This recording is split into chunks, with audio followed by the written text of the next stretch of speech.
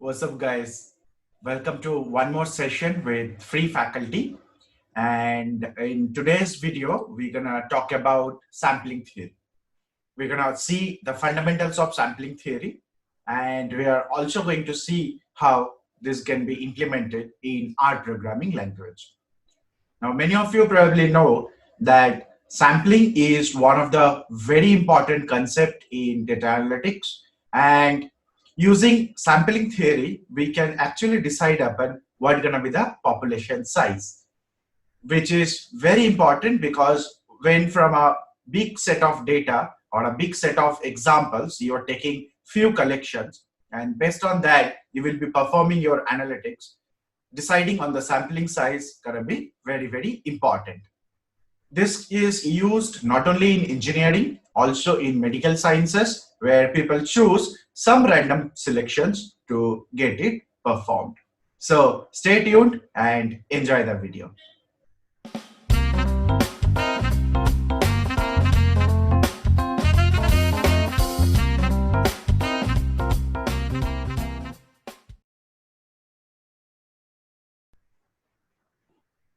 Now we're gonna see how this sampling theory actually works out, and we also going to understand that how a sample size can be calculated, and then of course we'll be seeing some basic options as well. Now let us start talking about the sampling theory or the sampling concept, what we call. In order to understand sampling theory as a whole, we need to know two prominent concepts. The first one is called population,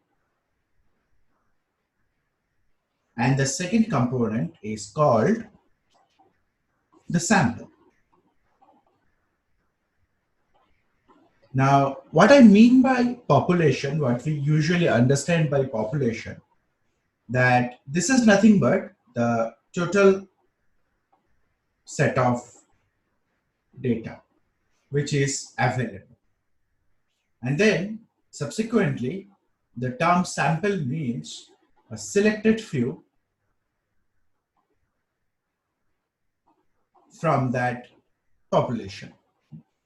So if at all my size of the population is n and the sample size is m, it is very natural to understand that m will be less than n, because n once again is the population and m is the sample.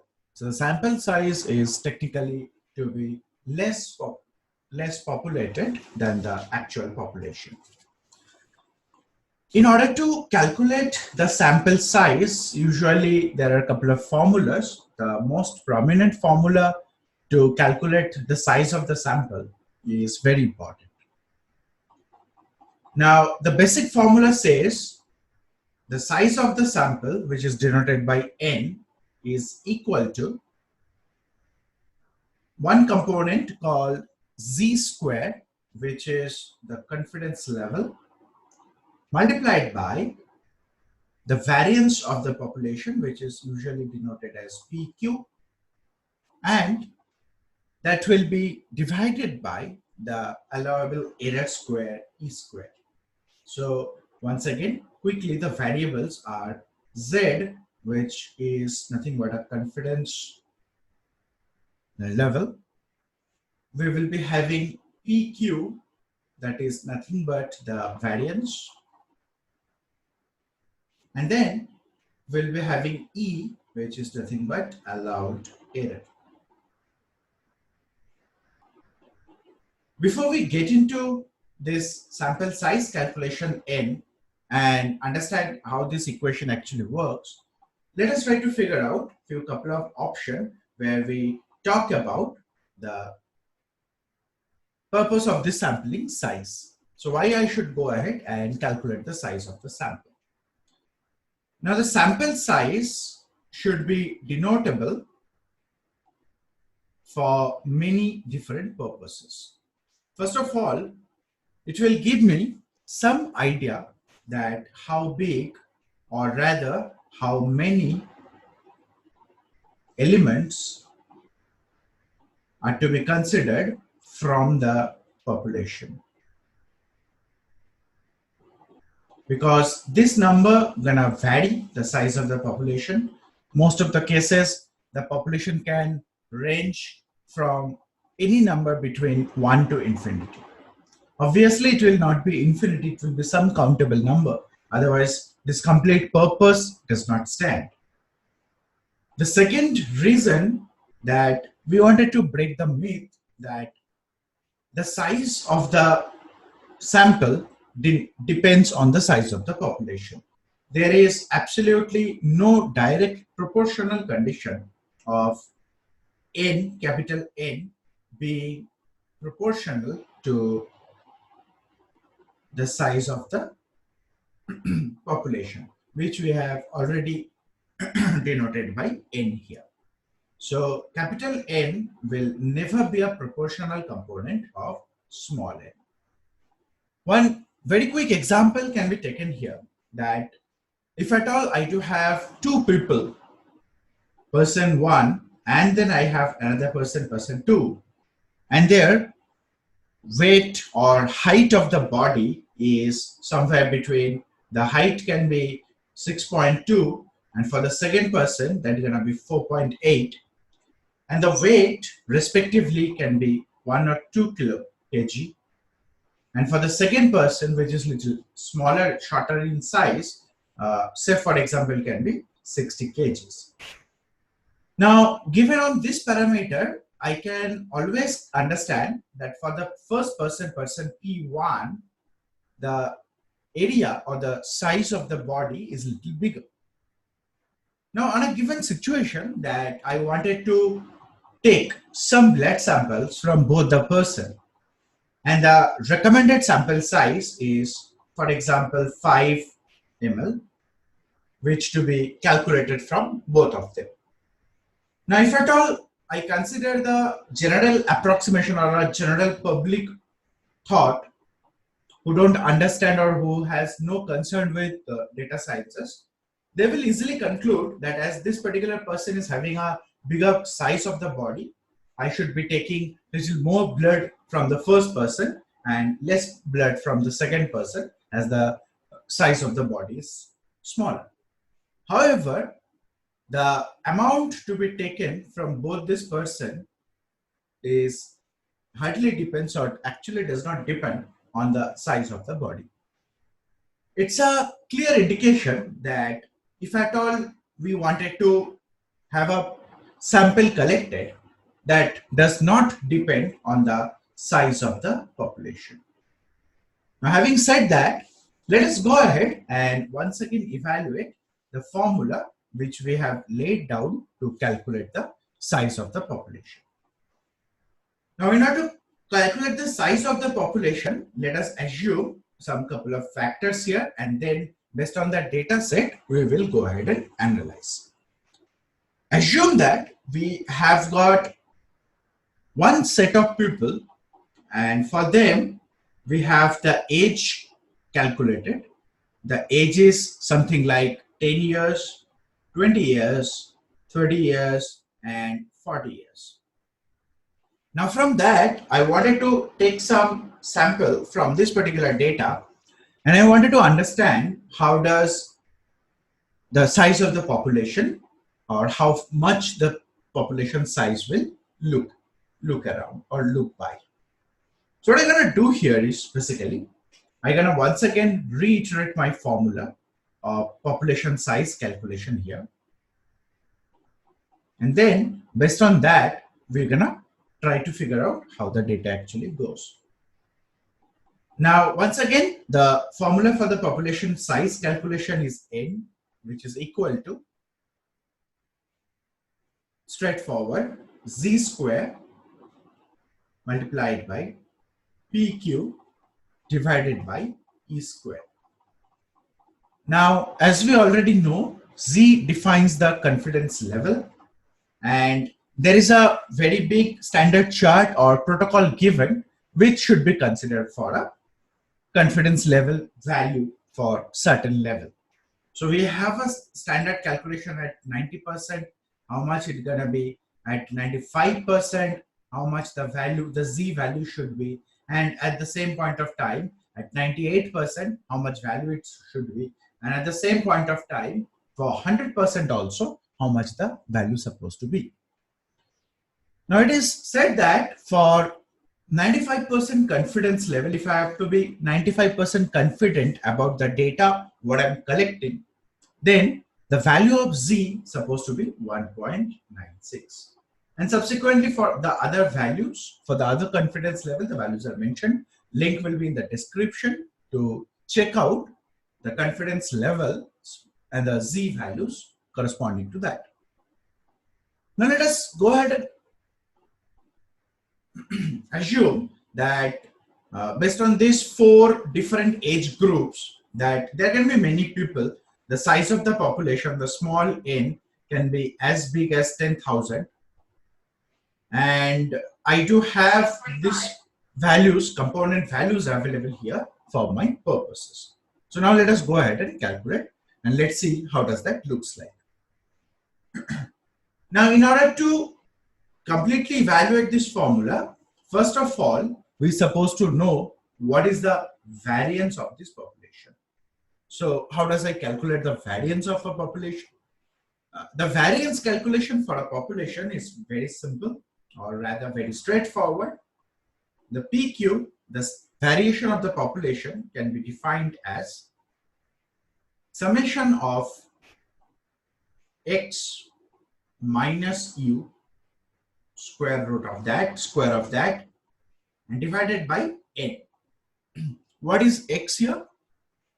The first component x is nothing but every observation, every element rather, in the observation in the data set, where u will be defining the mean.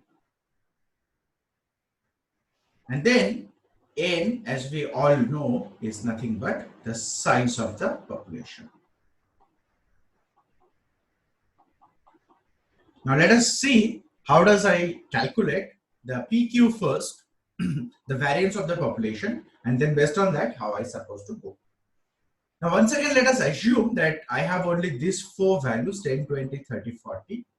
And for that, the first calculation of mean can be 25, which will be pretty simple as this becomes 60 and then 40, 100 divided by 4. So the mean will be 25. Now let me evaluate this formula here and try to figure out what does it goes. So I'll be having PQ as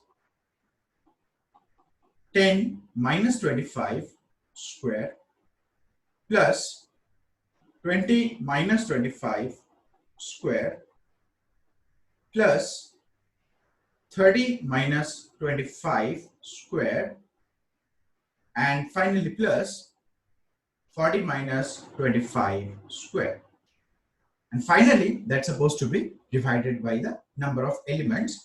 And in our case, we are considering the number of elements can be 4, just for an example.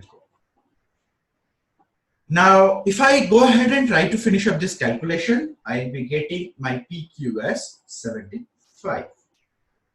Once I evaluate all these elements individually, get it squared, and get the final result divided by 4, I'll get a value which is 75. Now let us again go back to the population size calculation, and let's see how does that looks like. So I'll be evaluating the population size n once again based on the previous formula. And here I wanted to mention that I'll be getting the confidence level at 95%. So the first value, the Z value, is supposed to be 1.96. So 1.96 square times 75, and which is supposed to be divisible by the error rate. Now here the accepted error, I am assuming that can be 2% or 2. So that's supposed to be 2 square. So 2 square. And then once I evaluate this value, I will be getting some values like 72.03. And if at all I consider this 4 number is nearly 100 or say 10,000 or something like that, based on that, these values will be changing, obviously. Now, as we know here, in the primary part where we are calculating the size of the population, there is a very less significance influence of the size of the population, and this is how I should be calculating my sample size. Talking further on the sampling strategies or what all type of samplings we can have is basically can be evaluated as types of sample or types of sampling rather. Now, what are the different type of samplings we can get? We can get multiple different type of samplings. The first one, which is very popular, that is called random sampling, where the elements will be selected based on some probabilistic calculation. We can also have some cluster sampling. We can also have some hybrid sampling, where we go ahead and use multiple methods for calculating the samples. Now, at this point in time, we understood that how a sampling size should be calculated, and then what are the different type of samples, and for what all purposes you can use sampling as a factor. Let us go ahead now and try to see how you get a sampling value generated in case of your R programming. All right. Now let's see how we supposed to do the same sampling operations in case of R programming. Let me first of all create a sample file and let me get it stored as demo codes or something like that. I'll be saving that with the .r extension. First of all, if I have to take out a sample, my basic function goes as sample. Now, there are a couple of examples which I'll be taking you through. The first one is simple sampling function. So this is the very basic mode of the function, and using this particular mode, you can actually go ahead and create a fair share good amount of sampling. The function goes as sample as deprecated here, and then I'll be defining the range of the values what are expected from that. So my sample data will range something from 1 to 1000, and then I want 10 observations out of that. So my function becomes sample 1:1000, 10. Once again, the data will vary from 1 to 1000, any random samples, and then I'll be needing 10 samples out of that. So let us go ahead and get it executed, and let's see what does it comes. So I got all my values created here, and I have the values saying that I have got 999, 554, and all the way till 532. Now here, one thing I can very surely observe that there are no data which is getting repeated, which can be a criteria for me, which may not be a criteria for me. And as this size is very big, 1 to 1000, the range, and then I'm taking only 10 samples out of that, it is very obvious that the values will be not repeating, and if at all they repeat, the possibilities are very, very less. What happens if I go ahead and try to get some values which is on a very shorter range, and then I wanted to get some values from 1 to 4, and then I want 5 values out of it, 5 samples out of it. The moment I go ahead and try to execute that, I'll get an error message saying that the length is, or the number of elements 5 is actually greater than the possible range available here. Now to solve this problem, what I'm gonna do is we're gonna see one more new method, or the same method with a new variation rather, where we'll try to encourage sample with repetitions.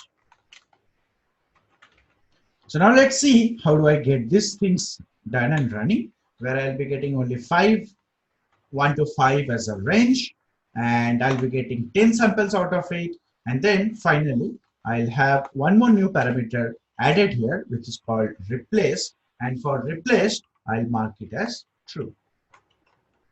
Now, the difference between these two function variations are, in the previous case, I was not allowing any repetitions. And in the second case, I'm allowing repetition with the help of a new parameter called replace, which is right now set to true. Now let's see what does it comes. So I'll get it executed now, and I'll see here as a correct situation that the elements are getting repeated and there is no problem parallel to that. Now, this can be a situation where I will not get all these parameters. These parameters are now, or the samples rather, are getting repeated with a very standard amount of probability. If at all I have to define the probability of each and every sample here of getting produced or getting included in the sample, then I have to make one more modification to this sample. Let me quickly blot out a case study and then try to figure out what it works. For example, you are trying to book a movie ticket. Now, there are two possibilities in this. That the first possibility is you go to the movie store and the movie cinema hall, and you try to get the ticket. First case, there is no show available, which will define as 1, no show. There can be one more possibility that no tickets. And there can be the third possibility, which I'll be defining as I got the ticket, got tickets.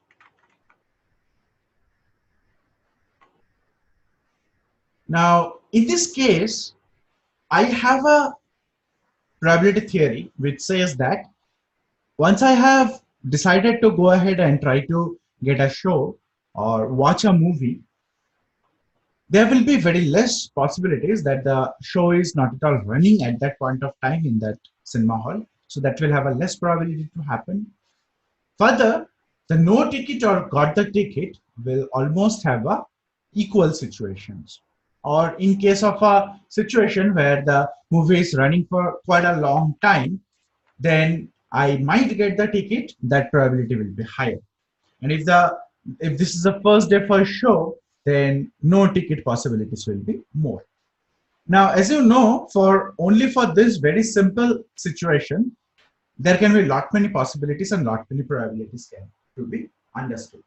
So now, if I have to simulate such a situation in sampling theory, then how do I create the sample for it? So now, when I'm trying to create my sample here, my options are 1, 2, 3.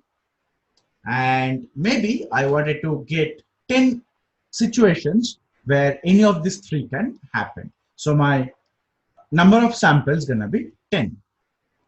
Also, I also wanted to encourage that, yes, there can be a possible situation where multiple times these 3 things will happen. Maybe all the time there are no show, all the time there are no tickets, or all the time there are no tickets. So considering that, I am setting replace as true because there can be repetitions in the sample outcome. And finally, I wanted to go ahead and add one more new parameter, which is called probability, which is denoted as prob for the sample function. And then I have to define the sample for all these 3 outcomes.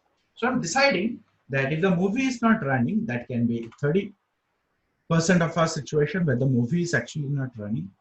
And I'm considering this is actually going for a very long time. This movie is showing for a long time.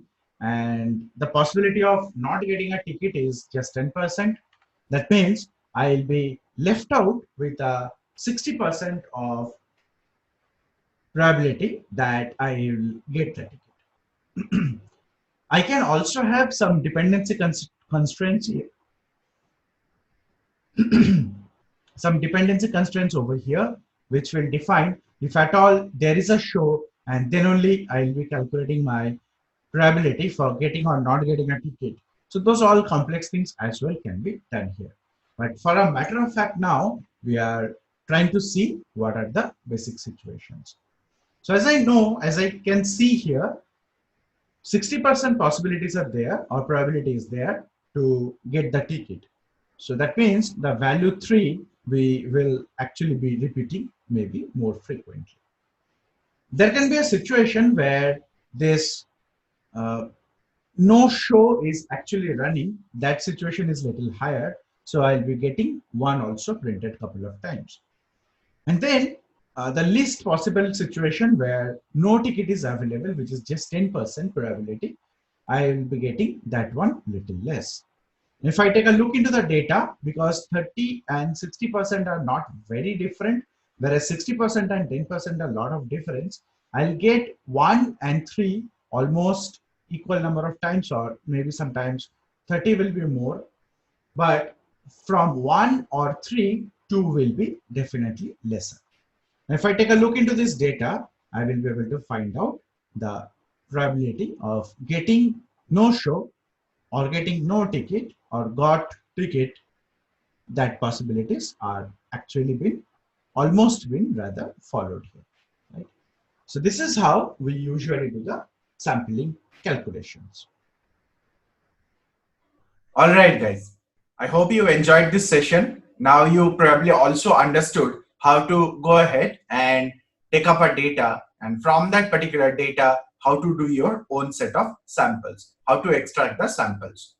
Also, you might have by this time understood that while selecting the sample, not only always a random distribution, you can use probabilistic distribution also. That means using probability of selecting each element from the sample is also possible. Thank you very much for watching this video. If you like the video, please like and share. And if you wanted to know more about data sciences and data analytics as a whole, subscribe to my channel. Stay safe, stay tuned.